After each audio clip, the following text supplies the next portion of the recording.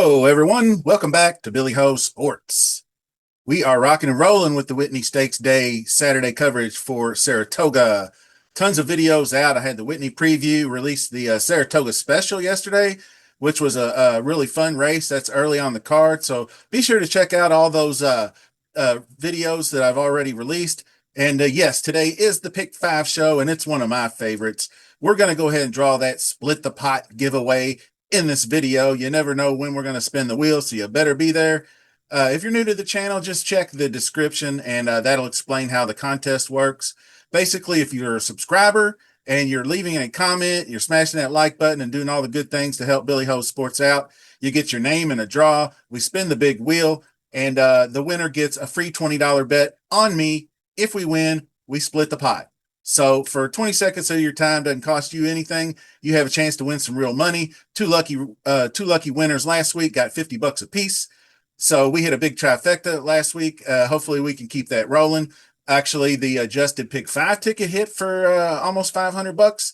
So basically what you want to do is, and what I'm going to start doing from now on, I should have done it a long time ago, but once we make the pick 5 ticket, come Saturday morning, obviously scratches come, lots of turf races. Saratoga's funny the way they pull things off the turf. So after Saturday morning scratches, I'll post a pinned comment with an updated ticket. So make sure you check back then. Let's get right into the racing. We're going to jump into race number 9, the Saratoga Derby. Let's look at the contenders. So we're going a mile and 3/16 on the turf. And we start with number 1, Capitol Hill. The dirt to turf angle worked for him after he broke his maiden, first time trying it. Then ran a pretty close second place to Zulu Kingdom at 20-1 in the Manila. Obviously no match for Zulu that day, but he should offer some similar value than he did. 15-1 morning line. I'm not sure about the tick up in distance. You're going from a mile to a mile and 3/16, but he is a presser closer and into mischief. So some good breeding and such. Vermont Johnny V inside post can save a little ground. This one is definitely one I'll be looking at the exotics. He did fine in the Keeneland race, maybe paced himself a little too much, but he didn't really make up any ground down here in this allowance. You can see.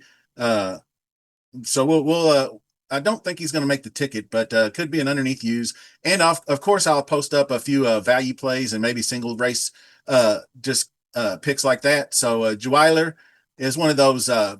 Comes off Baden-Baden in Germany, and he won that by a head. It was just a stakes different configuration than he's going to see here. It was a right to left rail in a 10 furlong race over an oval that would probably be looking more similar conditions to a Kentucky Downs setup. So got to wait and see on that one. I just can't go there here. This one I had a tough time with. Final Gambit. And we all know I fell in love with him after I saw this maiden when he just came from downtown Florence, y'all, and roasted him, and then came right back and did it again in the Jeff Ruby and looked really strong. And I thought okay, Brad Cox, he's good at training them up, transitioning them from the all-weather to the dirt. He proved it in the Kentucky Derby, had a really nice close there. So I thought the shortening of the distance and the short field in the Matt Win was a terrible setup for him. He didn't really have a chance to do anything with East Avenue out on front. Cold Battle, it's just a real dry track, only 4 horses in the race. So basically it's they're adding blinkers, which I don't see how that's going to help a stone closer like him. He never really looked too super distracted unless he just gets so far back he gets bored. But I feel like it's the jockey's responsibility to keep the horse engaged and to motivate him once they get going. So like they did in the Belmont Derby, he never did get going. But he also took the inside and he got kind of walled off. So I don't know if he'd have got a little bit better close there. But I mean, Test Score and World Beater, these are just Luther. Those are just seasoned turf animals. So I don't think he's ready for prime time on turf. I thought he was better. I thought that they were going to stick to the dirt and he could have turned into maybe a classic type contender or a horse that's in the right spot, kind of like a Sierra Leone-ish, but not nearly as talented. So not this time for me. Tistastic is another one I'm not spending too long on. Not super impressive on the dirt or the turf. He looks just slow as shit going uphill. I won't back this horse on any surface. We'll pass. Test Score and New Century are the 2 studs. Test score, pure stud, grand motion. Man, he rides again. He did a fine job getting the looking at Lucky Colt to finish to the finish line. Got the big 102 figure here, beating world beater, length and a quarter, going a mile and an eighth, and now gets a little bit of an extension to that. But he's got the average win distance on both sides, got more than enough to get there. So I think he'll be just fine going 3/8. And because he seems to be very tactical with the speed, but he also seems to be, when he finishes this race, he seems to be extending and not like holding on. So I think that bodes well for him going forward. And New Century, I feel similarly. He's got big time breeding on both sides. He got 100 speed figure for that Belmont. He was right there and just kind of gave it up, one paced race, so to speak. He was in position to pounce. I don't know what happened. He just went flat at the turn. Oyson Murphy, he's a great turf jockey. He rides over here from time to time, but mostly overseas. But maybe he had him up too close to the pace, and he just kind of went flat. I'm not really sure, but we're getting Irad Ortiz, and Irad is rolling. He rode him in the American Turf, going 8.5, and he was getting after it there. So I think that this is a good spot for New Century. So it's really 5 and 6 for me. Hot as Hell is coming overseas, and people are really liking him. He's established as a 7-5 morning line, which is sick. I mean, he raced at Sandown, 10 furlong, right rail configuration. He ran 5th there. The wins in the Will Hill and the Bursford down here were different configurations. The Will Hill was a straight mile dash, no turns, and Doncaster, and then at Curall, which is kind of a horseshoe shaped right-handed course with undulations and such. I mean, maybe he translates over to field here, but I'm just going to have to see it first. He's too short of a price. And I imagine when people look and see Jessica Harrington and Shane Foley, that they're going to be like, I'm not really familiar with those people. So I don't think he's going to be your favorite going off, to be honest with you. I think the 5 or the 6 are going to take that title. Excuse me. Tiberius Thunder is 15-1, another Euro shipper with some stakes experience, 10 furlong experience as well. Just a different kind of racing, like a more right turn track, uneven ground, uphill type stuff, different things. So I'm going to pass on him as well. That finishes us up with World Beater, 10-1, Riley Mott. 101 really looked good in getting that second place, beat Luther by a nose, and I really like Luther in another race that's being run this weekend. So I'm willing to go too deep for leg 1 here. I normally do like to spread and get that first one, but it's just 5 and 6, test score and New Century for me all day. So let's move on to race number 10, which is the Test Stakes, going 7 furlongs on the dirt for the ladies. And they are 3-year-old fillies. Number 1, Ragtime, Junior Alvarado, Billy Mott, an improving young filly, really did well. Won the debut by 3 3/4, and actually ran better the second time around, going 7 furlongs. Won a big one by 4 1/4, got a 99, and actually eased up down the stretch to the end as the even money chalk, basically. So I think it would have been would have been easily a triple digit buyer, or I mean a Brisnet speed figure here. Had they not geared them down. So Ragtime definitely in the mix. Kilwin's another one I like. These first 3 horses are really impressive. 6-1, ran some really good turf races, actually. Second in the Mamselle at Churchill Downs in the sprint. Prompted them to try to go for the dirt. So she crushed it in the Leslie's Lady, beat Vodka with a twist, went heads up down the stretch and took her to task, I should say, gave her a little twist. And Evanescence, and there were some other good horses in there. So really solid run. And so looking to do that again or keep the momentum going, stepping up in class. But and it is a pretty sizable step up in class, I suppose. This is a grade 1. But there are really just not a ton of graded stakes talented horses here. But this one is, look forward, is definitely one of them. That second in the grade 1 Acorn to Lacara was best of the rest, basically was in pursuit, but Lacara got out on the lead. And when that horse gets loose on the lead, she's just uncatchable sometimes. Now that was going a mile and an eighth. We're backing it up to 7, which she won the 8 Bells, which is a monster grade 2. That was on a sealed fast track that day. Beat Blue Fire, Evanescence. It wasn't a big time field for that race. Blue Fire came from Fairgrounds, was just kind of a local speedster, but showed well in that race. So just the fact that she's a Bolt d'Oro and troublesome into mischief, got some good stamina and speed mixture there. May improve at the shorter distance. Sharp workout, Mike McCarthy and Umberto Rispoli. So we'll see how he does with her. And no, number four is Bam Bamford's cash call gets Flavian Pratt to ride. Shipping in, entering this one off three straight wins, including that Summer Oaks Grade 3, which was a typical Bob Baffert setup for California racing. His MO, he's got two horses in the race. One he puts on the lead, the other stalks, and whoever, and then he lets them settle it down the stretch. And this one was able to get clear of the Howen, the stablemate, very easily and dug in down the stretch and got it by a length and three quarters, or about three quarters of a length, I should say. Big 99 coming home. Pretty solid effort, backing up to seven. We'll see how she shifts across, but I'm not really bullish on that one, and not really on this one either. Even though it did look good, me and Molly McGee going 6 furlongs back to back wins at Churchill Downs is nothing to sneeze at for sure. The maidens, she had an easier time wiring the maidens than she had to fight in the allowance field N1X, so should be out front early, and maybe it's catch me if you can, so to speak, but I think that they'll run her down, so I'm not interested for the ticket. Number 6, Echo Sound, looks like the strongest contender, easily. Only one loss on the card in the Fern Creek impulse buy, got him. Uh, Not really sure. That was 6.5 in November. I did not watch that replay, but I may do it before just to kind of see what happened there. But back-to-back wins, undefeated 2-0, grade threes at Pimlico and Saratoga. Saratoga going 6.5, blowing them away by 4.5. So I imagine the tick up to 7, same track, 1-for-1 at Saratoga, really seemed to take to the surface. So that's a single alert if you want to go there.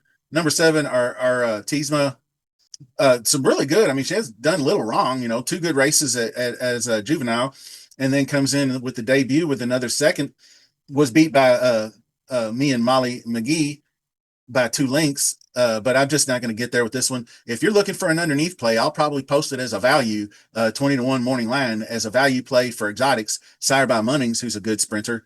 So Artisma probably underneath only. Then you have Beauty Reigns, which I kind of looked at pretty in depth, really. Second to the Echo in the victory ride. Ran well in the Jersey Girl. She is into Mischief Philly.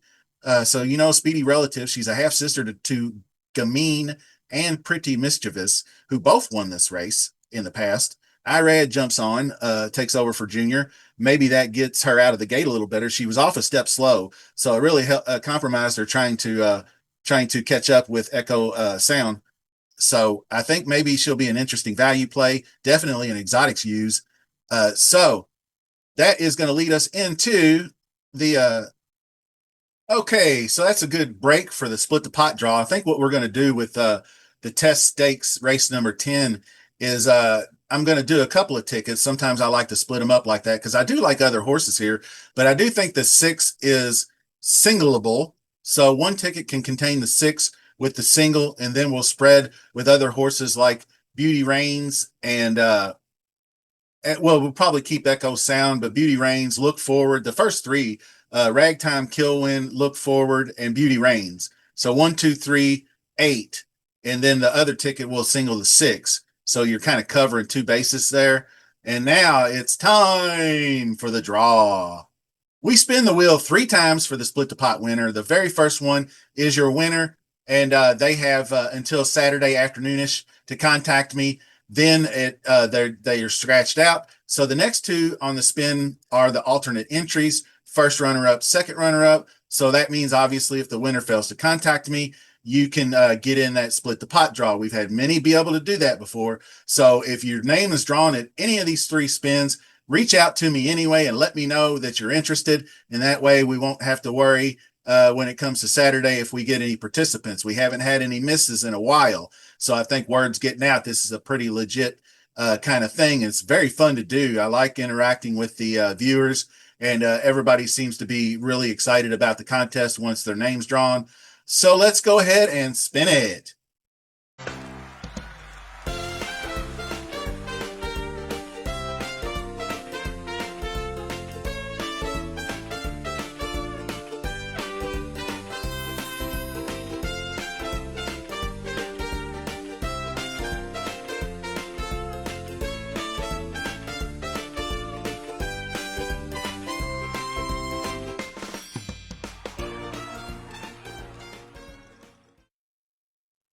Okay, congratulations.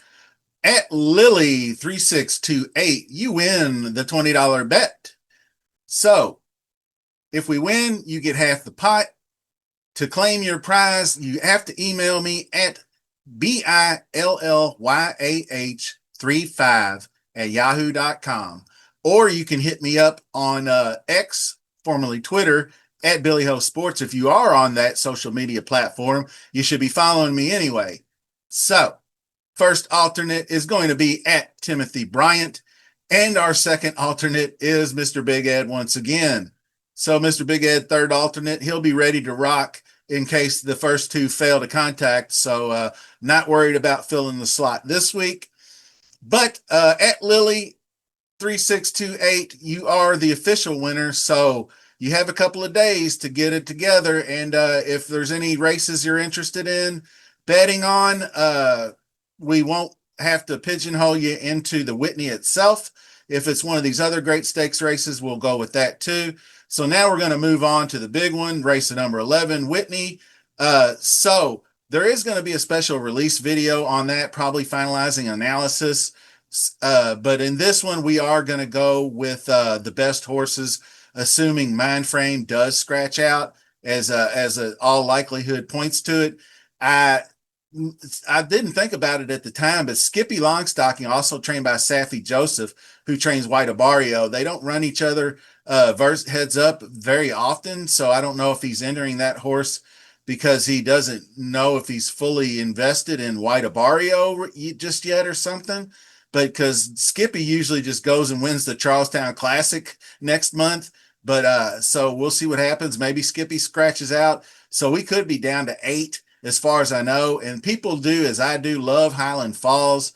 I just can't get there for the win, but he could. If he surprises and wins, I won't be stunned by any means. I do tentatively have the 5, the 7, the 9. I'm leaning heavily on Sierra Leone and Fierceness alone, but I don't want to leave out White Abario because I do think he's got it in him to get it done.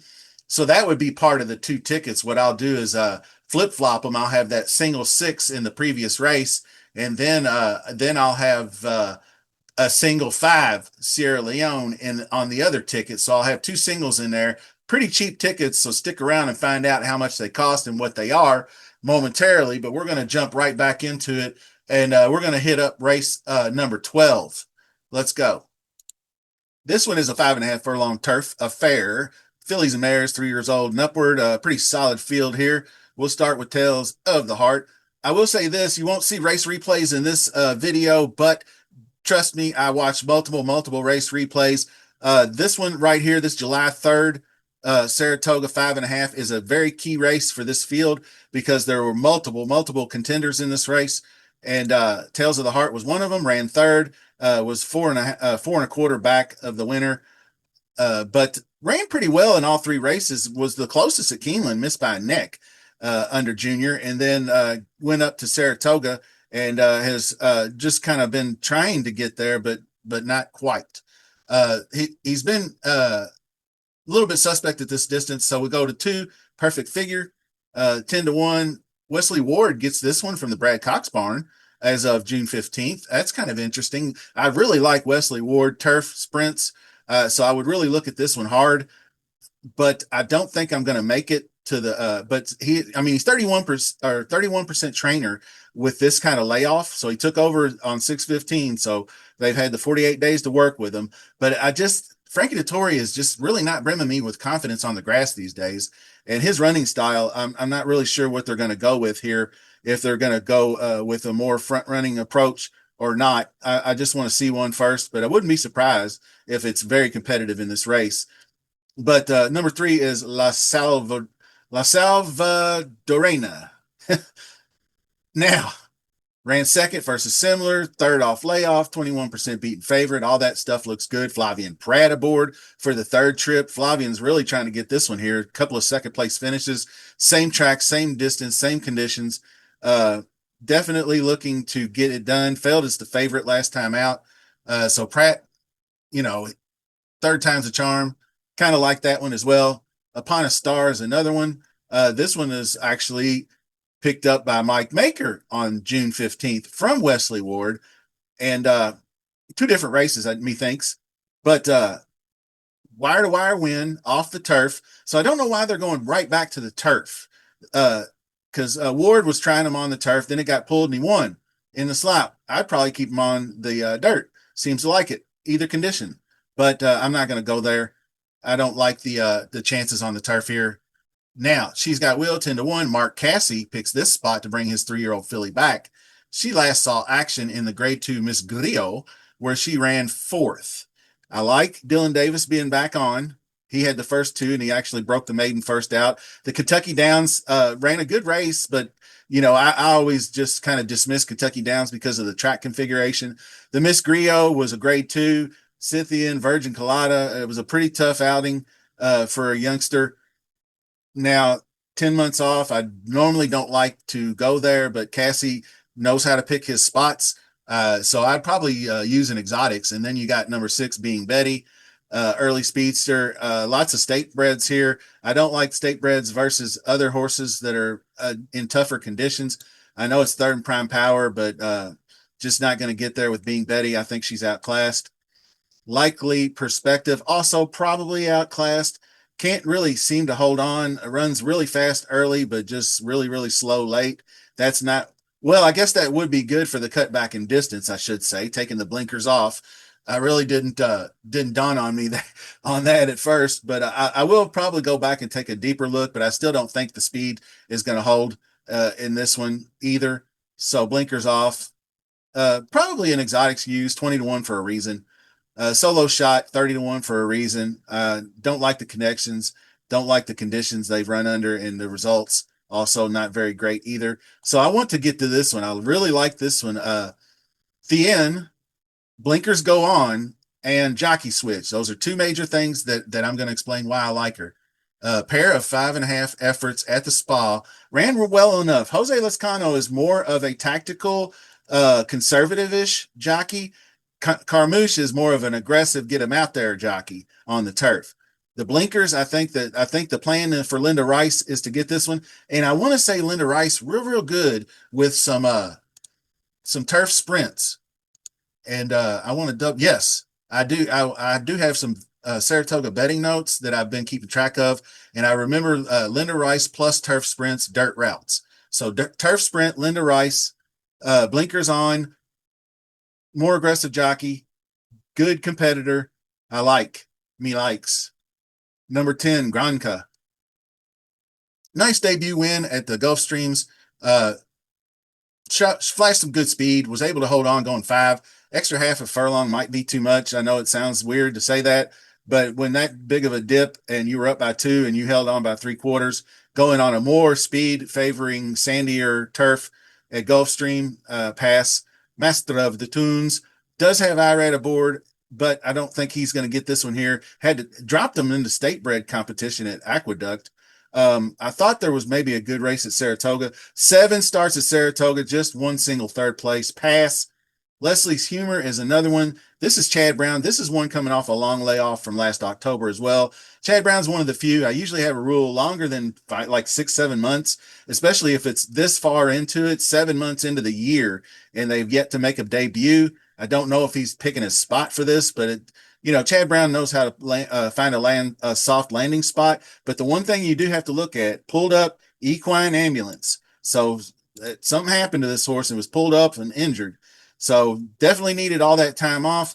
Coming off an injury, I have to see it first. I'm not going to fall for the Chad Brown banana in the tailpipe on this one. If he beats me, he beats me. He's 13th in prime power.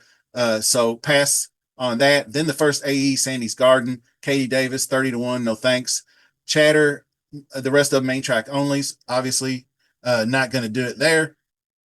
So if I were live here going into this one, I'd be spreading a little more. I like the number 1, Tales from the Heart, closed well. Number 3, La Salvadora, clear second in that race. But the 9, Thin, I think makes the best adjustments and will be the value play for the race. But I think leg 4 is going to be 139. Remember to check back, because I may even change my mind even when scratches don't matter. I may come back and like number 9 so much I might single her. So 139 for now, and we'll go on to the final leg, race 13, so we can get on up through. And we have 1 1/16 on the inner turf. This is going to be Fillies and Mares, 3-year-old and up. Have some good ones here too. Resurge. Bill Mott moving the filly to the grass for the third start. Dam has 4 winners from 5 starters, but none on the turf, so I'll have to see it first. Pass on Resurge. Peak Hype looks pretty good. Getting Irad aboard. Closer will probably need a little bit better pace to run into than a -2. 23:48 at Saratoga, going a mile in the 16th. Stone Closer, so might be tough. She was ranked at the beginning, so I'm not really sure what'll happen there. Just didn't like being trapped inside at the break, I think. But maybe Brown can boost her confidence up for the second time out. I mean, she's 7-2. Maybe it could be a possible underlay. I'll know more later on in the week, but for right now, she's on the ticket. Just one more I don't think I'll get to, but some good things to make note of. I like the Sire by English Channel. Second off the layoff, trainers 20%. Second Lasix in a shorter distance, all kind of good things. But it was a state-bred maiden that she didn't get it done, got beat by a head in. So going out to open company, definitely not as good of a chance. Now, this one is an interesting one. I watched several times. Magnum's Microburst. David Donk switching it up to Luis Saez and trying the number 4 in the same, trying for the 4th time in the same conditions, basically. 3rd time at Saratoga on the inner turf. Had the lead. I think maybe she was out there on front, and then Johnny V tried to get her to rate because I watched the race, and she got pissed when he tried to take her up around the first turn when she was trying to crank out for the lead. He wanted her to rate. She didn't like that at all, and it felt like to me she ran the rest of the race under protest because she had her head cocked to the side running down the stretch when she was even still in the race, really. But she just didn't gain any ground, so she almost looked like she was just, being a typical young girly, so to speak. But she might have a much better trip this time around. I think she would have had a chance to rally in the last one, but I don't know that I'll get there. We'll see. A lot of times I don't go first-time starters. I'm definitely with much more better seasoned horses in here. So Via Vento's out, Coastal Cabin's out. Now, Too Late Baby Doll is a good one. I like this one. Came over from Ireland last August. Trained them up over the winter. And James Graham rode a 3rd and a 2nd at Churchill Downs. Mile and a 16th, mile and an 8th. So pretty good races versus similar company. 3rd off the layoff. He's 26%. We get Santana aboard. I'm indifferent on him, but he's still a pretty solid turf jockey. I mean, 13% is not world beating, but he can win his share in the right spots. And I think this is a right spot for this one. Actually, I think she could pop. She's going to be my value play at 6-1. So keep that in mind. And then we go to number 8, Medici Road. Miggy Clement, going to pass on this one.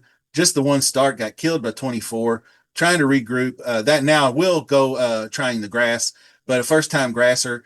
He's 0 for 3 so far. Second career race. He's just finding his footing, so I'm going to pass here. Selfless, I'll probably pass on as well. Just the speed figures aren't there. Really slow out of the gate in the last one, going a mile and 3/8. Now, Antonucci is pretty hot here recently and is 20% with maiden special weights, but not really a great turf record or Lescano either, so we're passing there. Say Yes to Dreams, 9-2, Flavian Pratt, Chad Brown. Now, I would consider backing this one off the long layoff as well, but never went a route. Now, adding Lasix, longer distance, this might just be a testing grounds for Chad Brown. Puts her in here and maybe just not try to get too cute with it, but putting Pratt aboard does signify that he's really ready. I mean, first time, look at his stats. I mean, you put any stat in front of him and he's going to be just greater than 25%. I mean, first route, 32, first Lasix, 28, 90 plus 25. He just wins a lot anyway. So, pretty tough. I mean, you wouldn't, I wouldn't fight you on singling him or trying that, but I'm going to go a different direction here. Number 11, All Night Revival is 15-1. An interesting play for some exotics. Sherry DeVoe trying the dirt to turf move to jumpstart the Into Mischief filly. She did run 3rd in her debut last August at this track and distance. 2nd place in the juvenile fillies, Mayday Ready, won that race. So pretty solid group to compete against. Ran against Laura Lynn right here, down here there, and that was 2nd to Laura Lynn. So tried that dirt Ragtime, that was a race we just discussed in the test. That was a really strong race. So no shame in not being able to perform there. Came up empty. So maybe just a kind of a training tool more than anything, a prep, so to speak. So All Night Revival, definitely interesting, and interesting 12 too, just so pretty. 8-1 ran third versus similar company. She looks like she's been a little better. She did better on the inner turf Saratoga down here. Almost took it home with Katie Davis aboard there. So maybe the tactical speed benefits early speed tactical better on the inner turf rather than the outer turf. That's just something I'm kind of thinking. Sired by Justify, who produces just great turf horses. Really, really strong sire, obviously Triple Crown winner. So I think this one's worth a use. Gargan has her in a good spot. Number 13 is Bint Aldandi. And first AE to draw in, good chance to do so. I'd say almost definitely going to draw in. But the speed isn't there. I don't like the slow late pace figures for the inner turf in the last race. The 68 ain't going to get it done.